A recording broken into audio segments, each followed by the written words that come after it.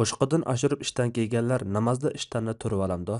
Savol. Assalomu alaykum ustoz. Ko'p qism olimlar takabburlik bo'lmasa, ishtanni o'shqdan oshirib kiysa durust bo'ladiganligiga fatvo bergan. Hamda namoz o'qiganda ishtanni turib olay desam, payg'ambar alayhisalomning "Men 7 a'zo bilan sajda qilishga va kiyim-kechakni turmaslikka va buyurildim" degan hadisini ko'rib qoldim.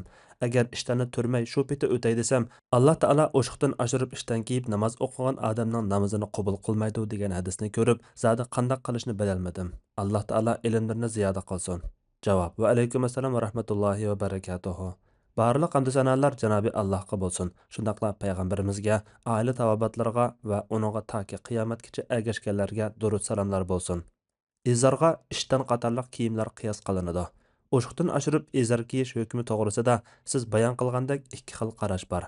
Namozning ichida yoki sirtida bo'lsin, takabburlik bo'lmagandan harom bo'lmaydi degan qarash kuchli bo'lib, bu qarash bo'yicha ish qilgan bo'lsangiz, namoz o'qiganda kiyimlarni turib olishga bo'lmaydi.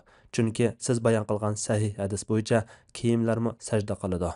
Buningga asosan ishlarni turmay shu peti o'qiyversangiz bo'ladi. Endi Alloh taolo izarni uzun qilib olgan odamning namozini qabul qilmaydi degan hadisning sanadida Abu Ja'far degan bir noma'lum kishi bo'lganlikdan, yana mudallis bir kishi bo'lganlikdan, yana an'ana qilib rivoyat qilinganlikdan hadisshunoslar bu hadisni ojiz deb baholagan. Imom Muziri dedi: "Buning sanadida Abu Ja'far degan madinalik bir kishi bo'lib, u noma'lumdir." Navoda u hadisni Hasan deb qaragan taqdirdami, u hadis izarni takabburlik bilan o'shqidan oshirib olgan holatda namoz o'qigan kishiga qarta deyilgan desak bo'ladi.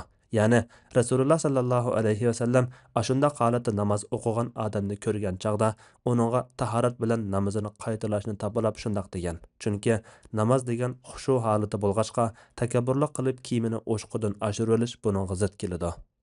Allah eng to'g'risini bilguchidir. Fatvoda Doktor Abdul Aziz rahmatulloh. Fatvolar majmuasi 1-tom, 55-nomerlik fatvo.